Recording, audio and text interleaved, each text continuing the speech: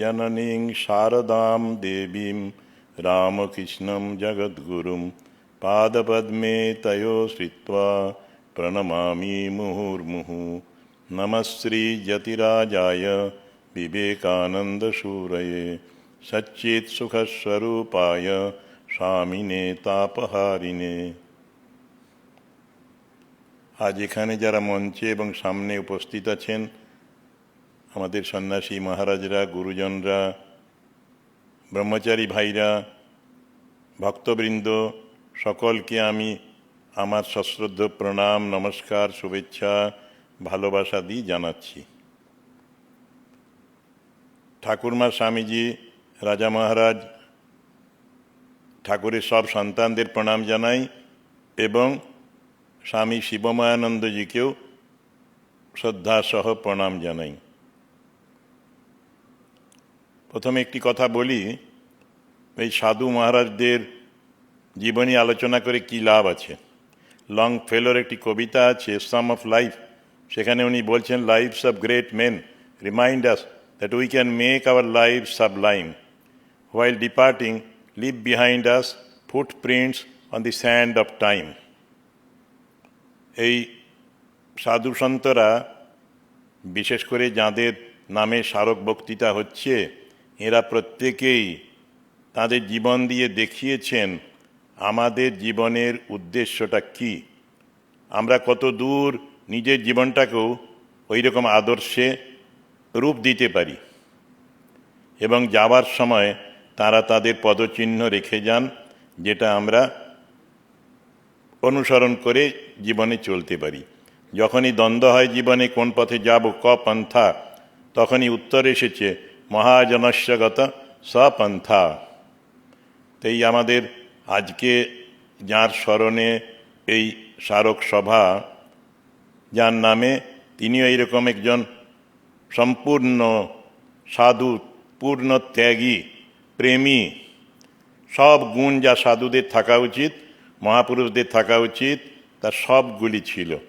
ঠাকুরমা স্বামীজির ভাব, আমাদের গুরু পরম্পরার যে আদর্শ শিক্ষা, সেগুলি সব ওর জীবনে প্রকটিত হয়েছে, প্রতিফলিত হয়েছে। একটি মুহূর্তও তিনি ব্যয় করতেন না শাস্ত্রপাঠ ছাড়া বা জপ ধ্যান ছাড়া বা কর্ম ছাড়া। আমরা স্বামীজির কথা বলি, 3H ডেভেলপমেন্ট কথা, হেড, হার্ট অ্যান্ড হ্যান্ড। মহারাজের মধ্যে তিনটি জিনিসই ছিল। মস্তিষ্ক ছিল খুব সুন্দর, বুদ্ধিবৃত্তি। তিনি বেনারস হিন্দু ইউনিভার্সিটিতে জয়ন্ত বিষ্ণু নার্লিকারের পরের ব্যাচের ছাত্র। ওই নার্লিকারের বাবা, তিনি ছিলেন হেড অফ দি ডিপার্টমেন্ট ম্যাথামেটিক্সের বেনারস হিন্দু ইউনিভার্সিটির, ওর প্রিয় ছাত্র। তো তিনি তাকে রিসার্চ স্কলার হিসেবে নিতে চেয়েছিলেন, কিন্তু তখন তার ডিসিশন হয়ে গেছে সাধু হবেন। এদিকে ট্রেনিং সেন্টারে ভূতেশানন্দজি মহারাজ এরা যে ক্লাস নিতেন, বলতেন খুব ব্রিলিয়েন্ট স্টুডেন্ট, ব্রহ্মচারী, মস্তিষ্ক সত্যিই খুব উন্নত। আমরা দেখেছি কি প্রখর চিন্তা করতেন। বিদ্যামন্দিরে থাকতে পড়াশুনো করতেন, ইন্টিগ্রাল ক্যালকুলাস পড়াতেন, ম্যাথামেটিক্স পড়াতেন। তো তিনি ফাদার গোরে বলে একজন খ্রিশ্চান ফাদার ছিলেন সেন্ট জেভিয়ার্সে, তাকে চিঠি দিতেন। আমি দেখলাম একটা খুব সুন্দর ঘটনা। ফাদার গোরে ওকে একটা ছোট্ট পোস্টকার্ডের মধ্যে বিরাট বড় অঙ্ক লিখে পাঠিয়েছেন, প্রবলেমটা সলভ করেছেন। মহারাজ যে প্রবলেমটা পাঠিয়েছিলেন, এবং এত পরিষ্কার লেখা, সত্যি দেখার মতো, ছবির মতো একটা প্রশ্নের উত্তর দিয়েছেন। উনি দ্বিধা করেননি যে খ্রিশ্চান ফাদার, ওকে লিখব। কিন্তু কোনো সময় পরিচয় হয়েছিল, জানতেন যে উনি গণিত বিশেষজ্ঞ। সেই জন্যই যেখানে প্রবলেম আটকে যেত, ফাদার গোরের মতো লোককে উনি চিঠি দিতেন। এটা আসলে করতেন কেন? করতেন ভালোবাসা থেকেই। ছাত্রদের ভালোবাসতেন ওই পুত্রের মতো, সন্তানের মতো। পরে দীক্ষিত ভক্তদেরও দীক্ষার দিনে একজন কাঁদছেন, ভদ্রমহিলা, খুব ফুঁপিয়ে ফুঁপিয়ে কাঁদছেন দিনহাটায়। বলছেন কি হলো বাছা ভদ্রমহিলাকে? তখন তিনি বলছেন তার স্বামী মৃত্যুপথযাত্রী, যদি মহারাজ তাকে দয়া করে কৃপা করে একটু মন্ত্র দান করেন। মহারাজ রাজি হয়ে গেলেন এক কথায়, গিয়ে ওদের বাড়িতে দীক্ষা দিয়ে এলেন।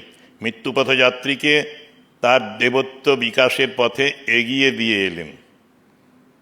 অল্প কয়েকদিন পরেই ভদ্রলোকের দেহত্যাগ হলো। কি প্রেম! ওই বলছিলাম তার বুদ্ধিবৃত্তি, তার সাথে তার হৃদয়বত্তা, সেকেন্ড এইচ। ড্রেনে নেমে ড্রেন পরিষ্কার করতেন এনএসএস ক্যাম্পে বা সারগাছিতে, ওই স্কুলের ছাত্রদের সাথে শিক্ষকদের সাথে ড্রেনে পরিষ্কার করতেন। মলমূত্র ভর্তি ড্রেন, সেখানে আগে উনি নামতেন, সিদ্ধার্থ সর্দার, এবং কাজ করতেন পূজার মতো। Work and worship, work as worship, work is worship. কর্মটাই ছিল তাঁর পূজা, সব রকমের কর্ম। শাস্ত্রপাঠ, সেটাও পূজা।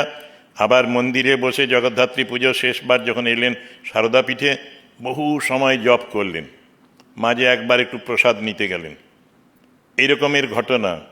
আর বলা হয়েছে আগে তার জীবনটাই পুরো, ছোট বড় কেউ বাদ যায়নি তার ভালোবাসার। আসলে প্রেমের গভীরতাটা বোঝা যায় যখন এই মানুষগুলি চলে যায়, তখন শোকের অনুভূতি কেমন হয়। আমাদের সবাই খুব শোকগ্রস্ত হয়েছিলাম। এখনও চিন্তা করলে শোক হয়, দুঃখ হয় মহারাজের জন্যে।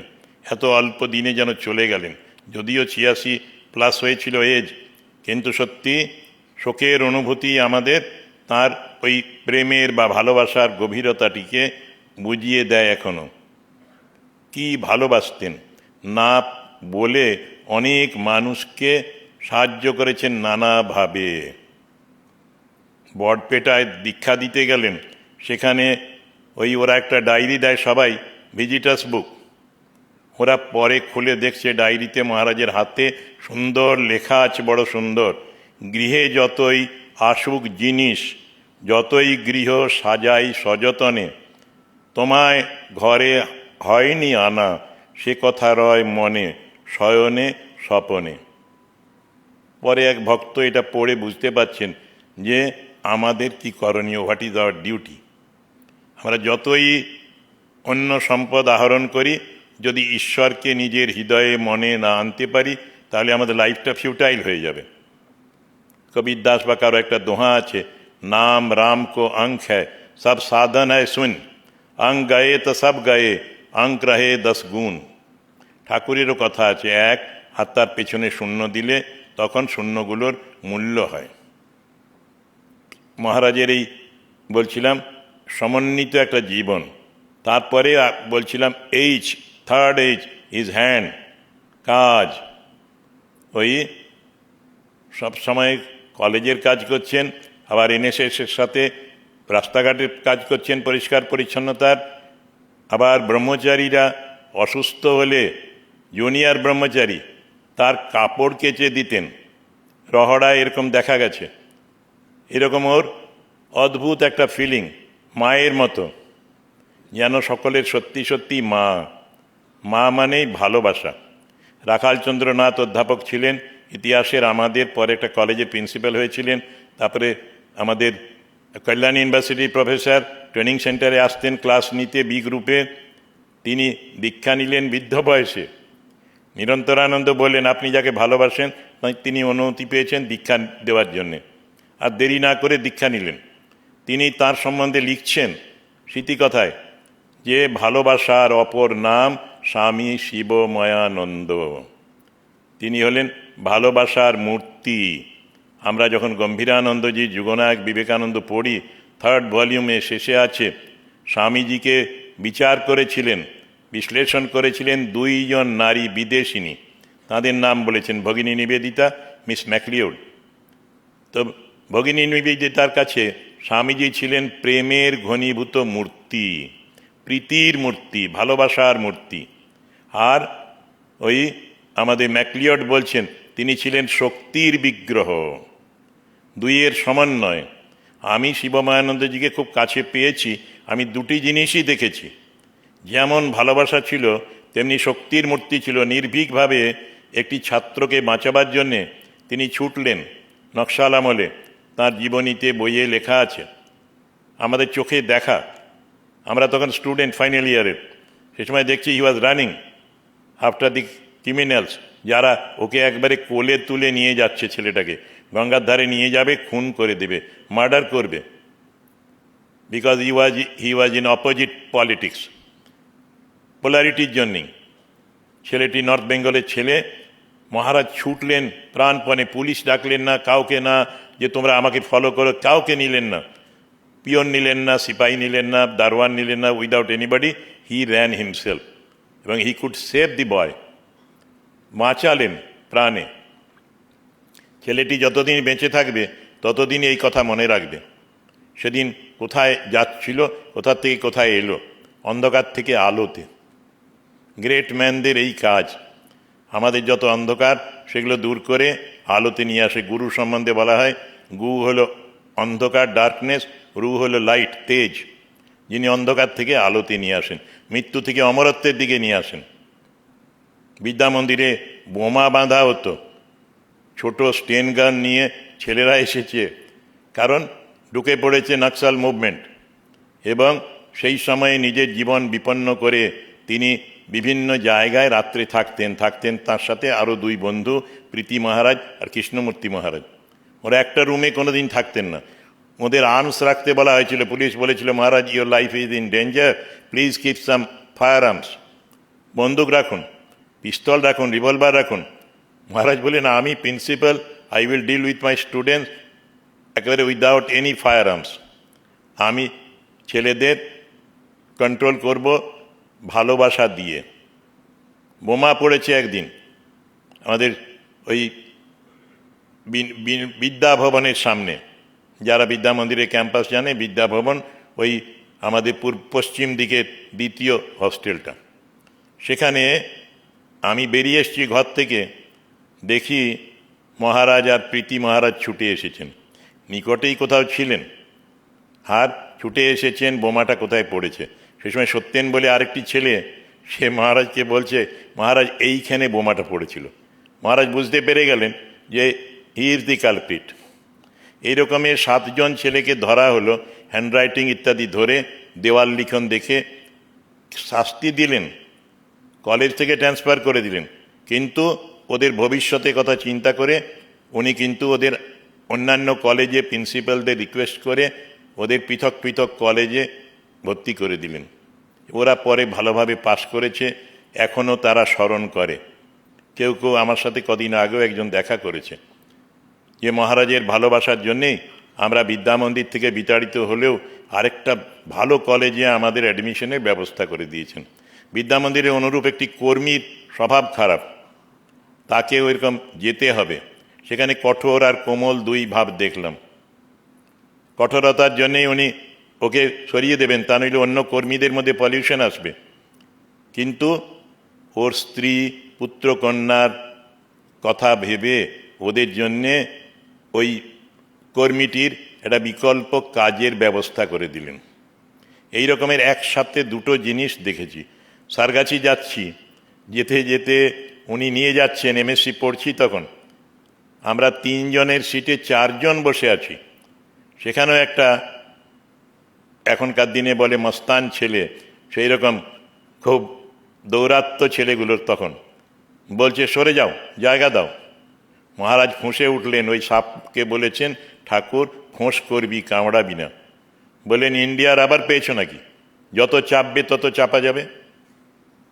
3+1 is enough, 3+2 can never be possible। এইরকম ছিলেন মহারাজ। শক্তির যেখানে প্রয়োজন সেখানে শক্তির প্রকাশ করেছেন। যেখানে ভালোবাসা নেই, যারা খুব হতাশ অসহায়, সেখানে অদ্ভুতভাবে ভালোবেসেছেন। রহড়ায় যখন ছিলাম, চৌধুরী পাড়ায় একটা শিব মন্দির ছিল। শিব মন্দিরের বাইরে খোলা আকাশে এক বৃদ্ধা অসহায় বিধবা মহিলা থাকতেন। মহারাজ নিয়মিত গিয়ে তাকে খাবার দিয়ে আসতেন, ঔষধের ব্যবস্থা করতেন, ডাক্তার দেখিয়ে দিতেন। যখন বদলি হলেন, ট্রান্সফার হলেন, অনেকগুলো টাকা ভিক্ষে করে করে জমিয়ে সংগ্রহ করে ওই মায়ের জন্যে তিনি আমাদের মাস্টারমশাইদের কাছে দিয়ে গেলেন, যাতে করে ওর মৃত্যু পর্যন্ত কোনো অসুবিধে না হয়, আর প্রয়োজন হলে আবার অর্থ পাঠাবেন বললেন। এবং শুধু মৃত্যু নয়, সৎকারটা, দাহকৃত্য, সেটাও যেন করা হয় ভালোভাবে, বিধি মতো, সেই ব্যবস্থা করে গেছিলেন। আমি নিজে তার সাক্ষী। এই রকমের কত যে ঘটনা দেখেছি। একদিন হঠাৎ একটা সব মহারাজদের ইন্টারনাল ফোন এলো ইন্টারকামে, Subhashchandra Bose speaking, please save me. মহারাজের ঘর থেকে ফোন এসেছে, who is this Subhashchandra Bose? Kulda Maharaj ছুটে গেলেন। পুতাত্মানন্দ ওনার নাম। কুলদা মহারাজ বিদ্যা মন্দিরের সুপারিনটেন্ডেন্ট ছিলেন, দীনেশানন্দ ছিলেন, রতীশ মহারাজ, সবাই ছুটে এলেন প্রিন্সিপাল মহারাজ ঘরের বাইরে। আমারও এই একই কামরায় একটা পার্টিশন ছিল, আমি একদিকে বসতাম ভাইস প্রিন্সিপাল, আর উনি প্রিন্সিপাল সামনের দিকে বসতেন। তো সেই সময়ে দেখা গেল ভেতরে রয়েছেন সুভাষচন্দ্র বোস। সে সুভাষচন্দ্র বোস কবে নিরুদ্দেশ হয়ে গেছে, আবার সুভাষ এসেছে। সুভাষ ঘরে ফেরে নাই বলে লেখা হয়েছিল, এখন একটা বই বেরিয়েছে, সুভাষ ফিরে এসেছে। মজার গল্প কাহিনী। তো এই সুভাষচন্দ্র বোস একজন আসলে পাগল। 3 দিন ধরে মহারাজের ঘরটা দখল করেছিল। মহারাজের বিছানায় বসে আছে, ধূমপান করছে। মহারাজ কিন্তু শিবের মতো নির্বিকার, তিনি তাঁর ডিউটি সবসময় করছেন, মাঝে মাঝে মন্দিরে যাচ্ছেন। আমি মাঝে মাঝে ওপরে গিয়ে দেখি সুভাষবাবু স্মোক করছেন। একদিন হলো কি, এত উৎপাত করেছে, ওর বাবাকে ডেকে পাঠিয়েছেন। বাবা কুলটি থেকে এসেছেন, এসে শ্রীমান বাবার গলাটা চেপে ধরেছে, বাবাকে মেরে ফেলবে। জানে বাবা মহারাজের সাথে সলা করে ওকে হসপিটালে ভর্তি করবে পাগলা গারদে। মহারাজও ছাড়ার নয়। আমি তো ছুটলাম বাবার কণ্ঠস্বর শুনে, গিয়ে দেখি উল্টো হয়েছে, ও বাবার হাতটা ধরে নিজের গলায় ধরেছে। পাগল তো, পাগলে কিনা করে। আমাকে বলছে, দেখুন দেখুন আমার বাবা আমাকে মেরে ফেলছিল। আসলে বাবাকেই ও মারবার চেষ্টা করেছিল। তপন ঘোষ বলে একজন অধ্যাপক আছেন, আজকে এসেছেন কিনা জানি না। তপন ঘোষকে অনেক দূর পাঞ্জাব ন্যাশনাল ব্যাংক পর্যন্ত কথা আছে বলছে। মাঝে মাঝে বলছে, ভয় পেলেন নাকি? তপন রিয়েলি ভয় পেয়ে গেল। দেন হি ওয়াজ অ্যাফ্রেড। এতটা দূর ব্ল্যাঙ্ক ওয়াকিং করে যেতে যেতে তপনদা ভয় পেয়ে গেছেন। তারপরে রাত্রিবেলায় ফোন করেছে শিবময়ানন্দজিকে, মহারাজ আমি ফার্স্ট ক্লাস ওয়েটিং রুমে ওয়েট করছি আপনার জন্যে, আপনি প্লিজ আসুন, তা নইলে যাব না। উনি আমাকে আর প্রশান্ত মহারাজ বলে একজন, তাকে পাঠালেন, দুজনকে আমাদের। আমরা হাওড়ার ডিএমের সাহায্য নিয়ে, জিআরপির 2টো লোক নিয়ে 2 দিক থেকে সার্চ করছি। ওয়েটিং রুম পর্যন্ত গেছি, প্ল্যাটফর্মে দেখছি উইন্টার, সেই সময়ে চাদর ঢাকা দিয়ে লোকে শুয়ে আছে, তাদের মাথাটা খুলে দেখছি whether that is Subhas Chandra Bose or not. আমাদের কমলেশানন্দ খুব মজার মানুষ ছিলেন। মার্ক ছিল ওর, একটা সাফারি স্যুট পরে আছে স্কাই কালারের, আর রাইট ফোরহেডে ওর একটা মার্ক আছে, কাটা দাগ। সেই রকমের একটা পাগল প্রশান্ত মহারাজ সন্ধান করলেন। দেন হি ওয়াজ ফলোয়িং দ্যাট ম্যাড ক্যাপ। আমাকে বলছি, এটাকে নিয়ে যাব? আমি বললাম, দেখো ও একটা পাগল, নন পাগল, আর এই আননোন পাগলকে নিলে আরও প্রবলেম হবে, নেব না। আমরা ফিরে এলাম। সকালবেলায় আবার সীমান এলো শিবময়ানন্দজির কাছে। শিবময়ানন্দজি বালি থানাতে রিকোয়েস্ট করে ওই 2 জন পুলিশ নিয়ে এলেন, কনস্টেবল মোটা, ওকে ধরতে হবে। জ্যোতিরূপানন্দজি গেছিলেন সেদিন হসপিটালে। জ্যোতিরূপানন্দজি ওকে চিনতেন, আর শিবময়ানন্দজি চিনতেন। ওরা 2 জন গিয়ে, লীনা চক্রবর্তী তখন আমাদের ডিস্ট্রিক্ট ম্যাজিস্ট্রেট ছিলেন, জান্দ্রেল মহিলা ছিলেন ডিস্ট্রিক্ট ম্যাজিস্ট্রেট, পরে চিফ সেক্রেটারি, পিএসসি চেয়ারম্যান হয়েছিলেন। তো লীনা দেবী দমদমে একটা বঙ্গীয় উন্মাদ আশ্রম আছে, সেখানে অ্যাডমিশন করে দিয়েছিলেন। সে যাত্রায় চিকিৎসা করে সুভাষ ভদ্রলোক হয়ে গেল, মানে শান্ত হয়ে গেল, পাগলামি বন্ধ হলো। ডিপিএলে একটা স্টাডি সার্কেল করলো। দেন he invited me, I went there, I talked, he fade me, arrange for my lunch and dinner, I stayed there for night. সেই সুভাষচন্দ্র বোস ম্যাড থেকে নর্মাল হলো মহারাজের ভালোবাসায়, মহারাজের মহারাজ 3 দিন 4 দিন ধরে কি পরিশ্রম করলেন। মহারাজ বলতেন, এরা কি করে আমার খবর পায়? মাঝে মাঝে ওর কাছে এরকম পাগল আসতো, লাইন দিয়ে যেন আসছে। মেদিনীপুরে একটা পাগল ছিল, ওর মাসোহারার ব্যবস্থা করেছিলেন। নিজের তো টাকা নেই, ফকির, কিন্তু ভিক্ষা করেই অপরকে এইরকমভাবে হেল্প করতেন। কত যে ছেলেকে হেল্প করেছেন পড়ার ব্যাপারে, তার শেষ নেই। ভালোবাসা, একটা আচরণও ভালোবাসা ভিন্ন ছিল না। ঈশ্বরের প্রতি ভালোবাসা, সেটাই রিফ্লেক্ট হতো মানুষের প্রতি ভালোবাসা। মাটির প্রতিমায় তার পুজো হয়, রক্ত মাংসের শরীরে হয় না। ঠাকুরের এই বাণীটাই যেন উনি জীবনে পালন করেছেন। আমি পড়ি যখন শিবস্তোত্র, স্বামীজির লেখা, তার শেষ লাইনে আছে পরহিত করণায় প্রাণ প্রচ্ছেদ প্রীতম নতনয়ন নিযুক্তম নীলকণ্ঠং নমাম।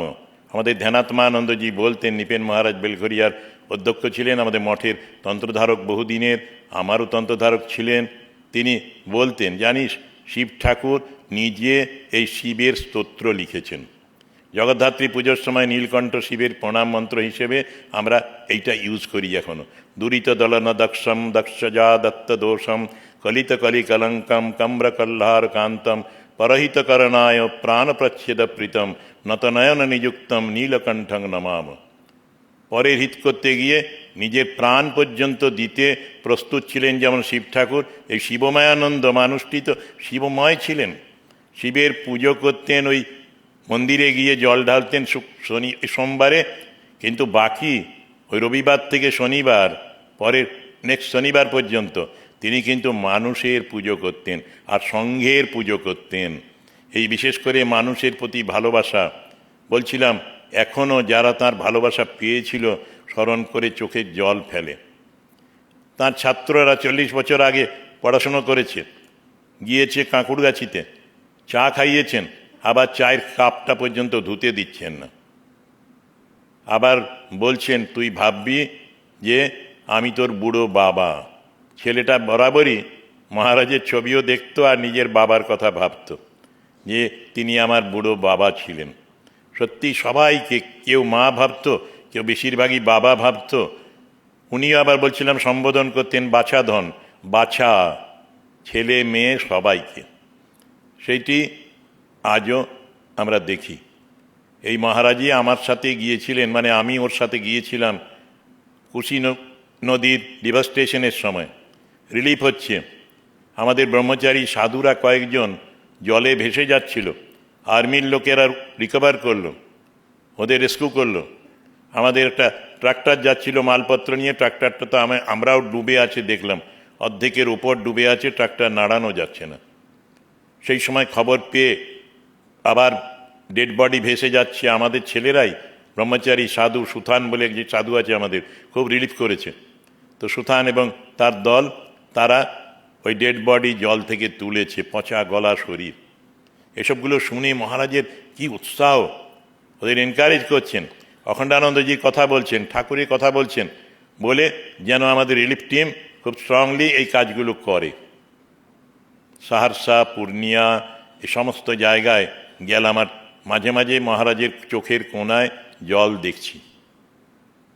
লেপ্রসি কলোনি বারাণসীর কাছে অদ্বৈত আশ্রমের থেকে একটু দূরে আছে, সেখানে সন্তোষ মহারাজ অধ্যক্ষ ছিলেন তখন, জ্যোতির্ঘনানন্দজি।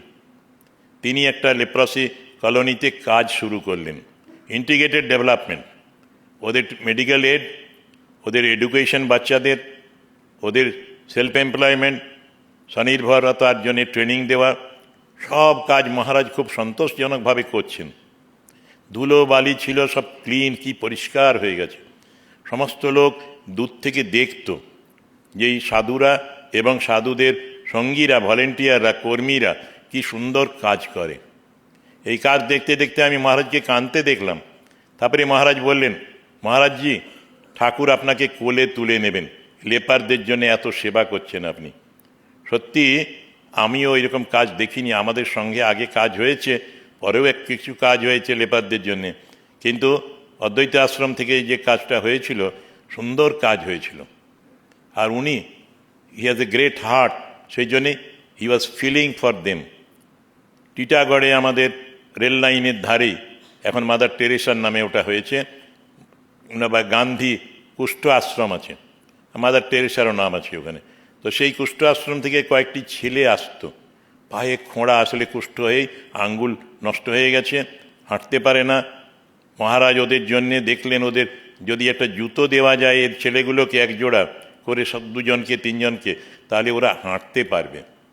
খুব কস্টলি শু ব্যবস্থা করলেন, এবং ওরা মাঝে মাঝে আসতো দেখা করতে। উনি চলে যাওয়ার পরে কান্নাকাটি করতো, আমার কাছে আসতো। আমাদের যা সামর্থ্য ওদের হেল্প করতাম। একটি ছেলেকে তো একবারই ওই কুষ্ঠাশ্রমের বাইরেই একটা চায়ের স্টল করে দিলেন, যাবতীয় জিনিস হাতিয়ার যা দরকার সব দিলেন। সেই কুষ্ঠ রোগীগুলো চিরকাল স্মরণ করবে মহারাজকে। কত যে স্মৃতি আছে, কত মানুষের ভালোবাসা আছে। ট্রেনিং সেন্টারে ব্রহ্মচারী বা ট্রেনিং নয় প্রবেশনার আমাদের সারদা পীঠের রূপক একটা ছোট্ট সুন্দর স্মৃতিকথা লিখেছে ওনার সম্বন্ধে। অনুপ গুপ্ত কালেকশন করেছে বিভিন্ন স্মৃতিকথা, তার মধ্যে রূপকেরও লেখা আছে। বলছিলাম A to Z যত মানুষ ওর কাছে গিয়েছে সবাই ওই প্রেমের নিঃস্বার্থ ভালোবাসার স্পর্শ পেয়েছে। স্বামীজি বলতেন আনসেলফিশনেস ইজ গড। এটা তো মানুষের মধ্যে ম্যানিফেস্টেশন না হলে অবতাররা করবেন, কিন্তু আমাদের মধ্যে ম্যানিফেস্টেড না হলে মানুষ কি করে শিখবে, বুঝবে? সেটা ঠাকুরই, তাঁর গুরু বিশুদ্ধানন্দজি, আরও সব অরূপানন্দজি, জ্ঞানদানন্দজি, অপূর্বানন্দজি, এদের সঙ্গ করার ফলে মহারাজের মধ্যেও এই পবিত্র ভাব পূর্ণমাত্রায় বিকশিত হয়েছে। এই সাধুরাও সবাই ছিলেন প্রেমিক, হাট ছিল সকলের, কিন্তু কাজের মধ্যে সুযোগ পেয়ে শিবমায়ানন্দজি এটাকে পূর্ণমাত্রায় বিকাশ করেছিলেন এবং এখনও উজ্জ্বল হয়ে আছেন আমাদের স্মৃতিপথে। চোখ বন্ধ করলেই ওর সেই কাজকর্মের কথা বুঝতে পারি, দেখতে পাই। কি ভালোবাসা আমাদের প্রতি। কাজ শেখাবেন বলে উনি নিজে সেন্ট জেভিয়ার্স অ্যারেঞ্জ করেছিল, আমাদের ন্যাশনাল লেভেলে একটা প্রিন্সিপালদের ট্রেনিং ক্যাম্প হলো। প্রায় 1 মাস ধরে 3 উইকসের থেকে বেশি হি অ্যাটেন্ডেড দ্যাট ক্যাম্প। এবং আসার পরে যা মেটেরিয়াল পেয়েছিলেন ট্রেনিংয়ে, সবগুলো নিয়ে ফাইলে আমার সাথে বসে দেখাচ্ছেন। দেখো কি সুন্দর আমরা শিখিয়ে এসেছি, যাবৎ বাঁচি তাবৎ শিখি। তারপরে কিভাবে ইন্টারভিউ নিতে হবে, ছেলেদেরও যদি ইন্টারভিউ নিতে হয় কীভাবে নেবে, চাকরির ইন্টারভিউ কিভাবে নেবে। প্রথমেই কঠিন প্রশ্ন করবে না, প্রথমে হোমলি প্রশ্ন করবে, কোথার থেকে এসেছো, কখন যাত্রা করেছো, কিভাবে এলে। আস্তে আস্তে ও নিজে তোমাকে বন্ধু মনে করবে, তারপরে ওর থেকে এক্সট্রাক্ট করে নেবে ওর যা সম্পদ আছে। ওর জ্ঞানটা জানার চেষ্টা করতে হলে প্রথমেই যদি নেগেটিভ কথা বলো, নেগেটিভ অ্যাকশন নাও, তাহলে হবে না। এরকম কত কাজে যে সাহায্য করেছেন আমাদের দেবরাজানন্দজির অভিজ্ঞতা আছে। যখন দেবরাজানন্দজি ওর কাছে চার্জ নেবেন, ড্রয়ারে পেলেন একটা নোট, আমি কিভাবে কাজ করেছি, সমস্ত কিভাবে উনি কাজ করেছেন বিভিন্ন ক্ষেত্রে হেডমাস্টার হিসেবে, সেগুলো নোট করে রেখেছেন। উনি বলছেন যে বোধহয় আমারই জন্যে রেখে গেছেন, আমার কাজের জন্যে গাইডেন্স হবে একটা। এও অন্তর থেকেই ভালোবেসেই এটা করেছেন। সবটা অ্যাকশন ছিল ভালোবাসায় ভরা।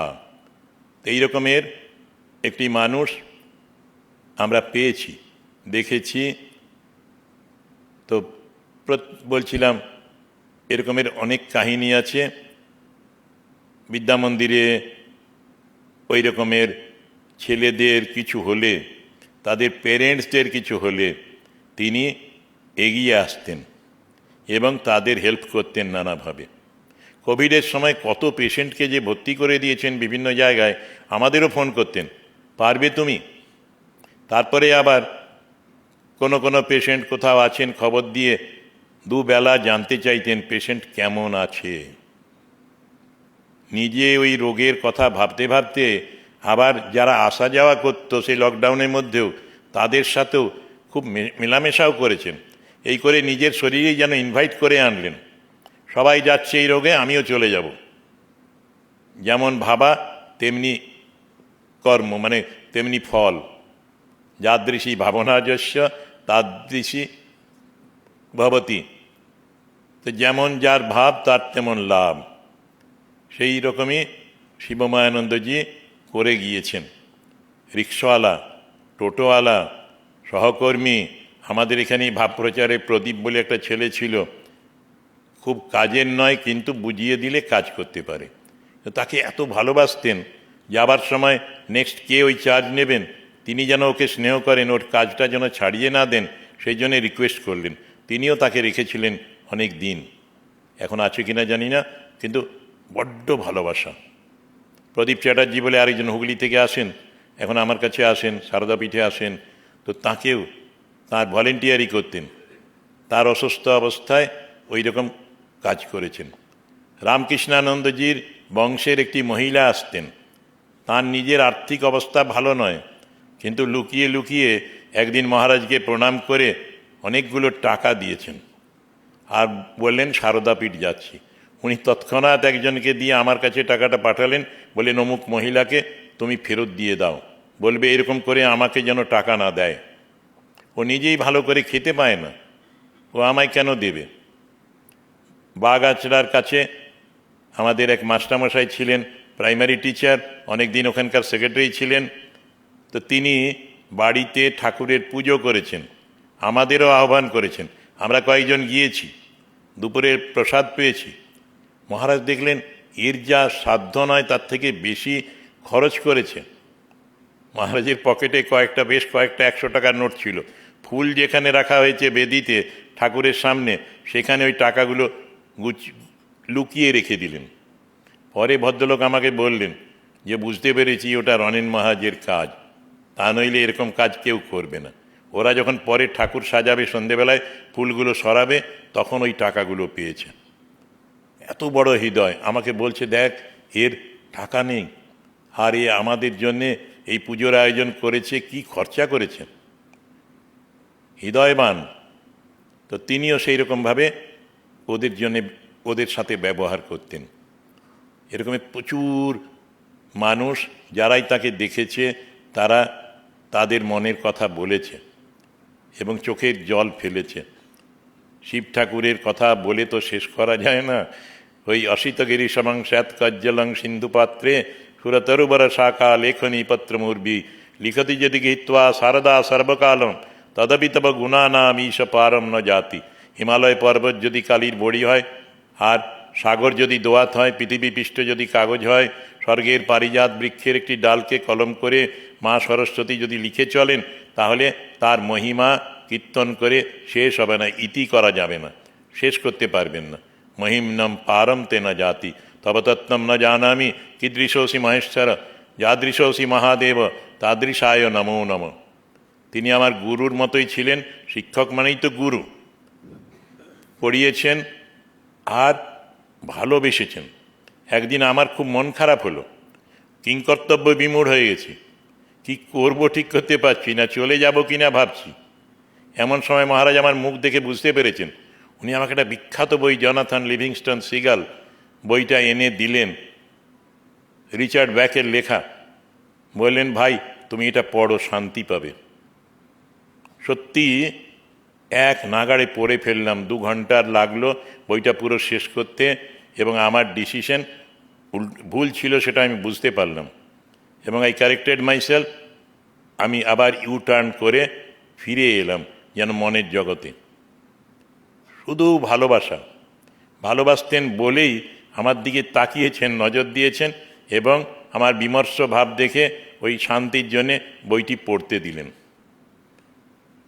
অনেক ভালো বই আছে যে বইগুলো থেকেও ওই রকমভাবে কিছু শেখা যায়। ওটা অ্যালিগোরিক একটা স্টোরি, অপূর্ব। যারা স্পিরিচুয়াল সিকার, ভক্ত, ব্রহ্মচারী, সাধু সকলেরই পাঠ্য। ওনার খুব প্রিয় ছিল বইটা, তো উনি সেই জন্যই ও বইটা পড়ে তিনিও পেয়েছেন ভালো রেজাল্ট, সেই জন্য আমাকে পড়তে দিয়েছিলেন। উনি ইংরেজি শেখাচ্ছেন, একজন নোট করেছে যে আমাকে 2টো ইংরেজি শিখিয়েছিলেন। Money begets money, but no peace of mind. টাকায় টাকা হয় কিন্তু মানসিক শান্তি হয় না। তারপরেও আরেকটা ইংরেজি ট্রান্সলেশন শিখিয়েছিলেন, one should not abuse one's wealth. কারো নিজের কোনো সম্পদ নষ্ট করা উচিত নয়। ঠাকুর বলতেন না, মানুষ তো মানুষ, যে টাকার সদ্ব্যবহার করে সেই মানুষ। এইরকমই একটা কথা বলতে চেয়েছেন ট্রান্সলেশনে, ওই রকমই কারো সম্পদ বিনষ্ট করা উচিত নয়, নিজের সম্পদ হোক অপরের সম্পদ হোক। আর টাকায় টাকা হয় কিন্তু মানসিক শান্তি হয় না। Once I went to America, আমেরিকায় গিয়েছি, সেন্ট লুইয়ে আমাকে চেতনানন্দজি মহারাজ একটা বিগ বাজার দেখাতে নিয়ে গেলেন। বলেন, this is a big form of our grocer shop. মুদিখানার একটা বড় সংস্করণ হলো এই Big Bazaar. Here 24,000 separate items are available. প্রত্যেকটি আলাদা আলাদা, 24,000 বিষয়। But there is something not to be procured from here, you will not get, that is mental peace. এখানে 24,000 জিনিস পাবে, কিন্তু একটা জিনিস পাবে না, সেটা হলো মানসিক শান্তি।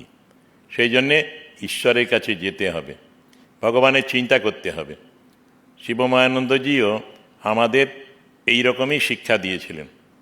পড়াশুনো করো, ভালো ছেলে হও, ভালো মানুষ হও, মানুষের জন্য কাজ করো, যেটা উনি করে গেছেন। আর বেশি বলতে হয় না, আসলে ওকে দেখে যারা ওর ভালো ছাত্র তারা শিখবে যে শিবমায়ানন্দজি যেমন করে এই যে আমরা বক্তৃতা দিচ্ছি বা ওর স্মৃতিকথা ছাপানো হচ্ছে, ওর লাইফ তৈরি হয়েছে, এর একটাই উদ্দেশ্য, টার্গেট, যে ওর সঙ্গ যারা করেছে বা ভবিষ্যতে যারা পড়ে সঙ্গ করবে তারা তাদের লাইফটাকে এই দিকগুলো বিকাশ করার চেষ্টা করবে। এইরকমই মহারাজের কথা, আর বেশি বলতে চাই না। সকলকে ধৈর্য ধরে শোনার জন্যে আন্তরিক ধন্যবাদ, শুভেচ্ছা, কৃতজ্ঞতা জানাই। আর আয়োজক আমাদের জ্ঞানব্রতানন্দজি, তার টিম, তাদেরও আন্তরিকভাবে শুভেচ্ছাদি জানাচ্ছি।